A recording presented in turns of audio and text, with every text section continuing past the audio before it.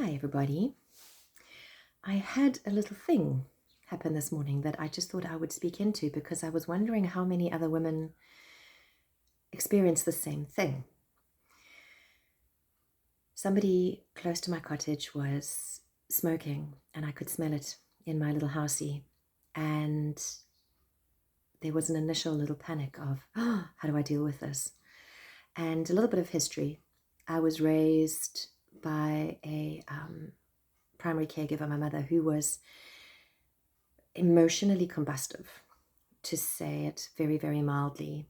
So I grew up quite terrified of my mother, and I never knew from one day or one moment to the next what her emotional state was going to be. So I learned to walk on eggshells. I learned to push my own feelings and needs away. I learned to micromanage her. I learned to completely subjugate everything about me in order to make sure that mom was okay. Because if mom was not okay, I was not okay. But if mom was okay, I had a chance of being okay.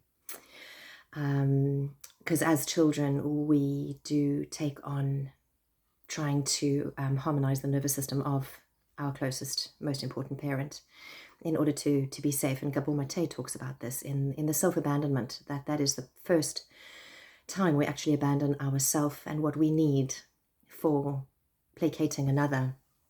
It's called, he refers to it as, I can't actually remember the term, but it's the self-abandonment in order to accommodate somebody else. And then we become an accommodating child where we don't actually know what our needs are. We can't see, and we don't know how to stand for them, so we become very unboundaried.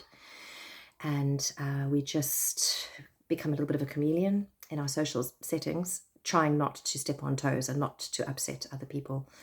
So this little smoking exercise this morning was so fascinating because I am a boundary setter in training. I've got my little training wheels on when it comes to setting boundaries.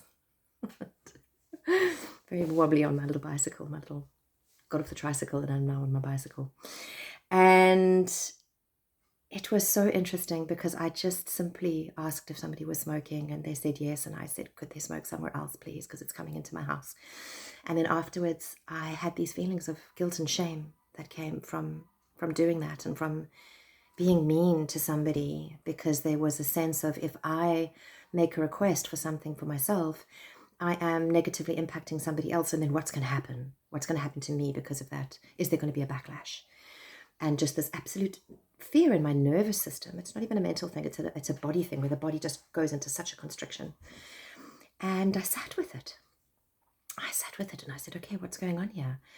And I realized that those fears come from that terrified little child who didn't know how to ask for something or ask for something to not happen and speak up. And, we tell our little children, use your voice. And in many of our upbringings, we couldn't use our voice because there were dire consequences that came when we used our voice. And as a result, as adults now, we're wanting to step into our truth and step into our authenticity. But there's this deep fear holding us back. And there's also a lot of ancestral programs and a lot of lineage wounds that also feed into the story and this fear. And I was able to just really sit in it for me and just marvel in how this mind and our experiences just form us. And we're not formed into stone. We are the carvers of the marble of our beautiful statues of how we're going to be. And it's not just one thing. It's constantly changing and shifting, and we get to craft it however we are learning. And it's just this beautiful joy of being human and being in this body and having this nervous system that's giving us information all the time as to how we can shift and how we can heal. So that was just a tiny little experience in setting a little teeny tiny boundary where I got to see I am allowed to speak up. I am allowed to say what I want and what I need. I am allowed to exist. I am allowed to have a voice. And when we do speak up, we're coming from a place of creator. We're coming from a place of power. We're coming from a place of, boundaries is not something bad. It's not something to create into an electric fence that shocks people when they come into our field. but it is something that is gentle, just to say this is allowed here and this isn't allowed here. And this is my way of engaging with the world. I was going to say rules of engagement, but that feels quite harsh. But in a way it is. It's just these are my little Sally rules of engagement of how I do life. And this is where the law of attraction actually lives, is in how we engage with life and what we say is welcome, and then what we are allowing to meet us in this dance that we have with our energy out, the universe going, oh, I see that frequency, and then it comes in. And we're constantly triggered until we can see what our base vibrational frequency is and what that's pulling in.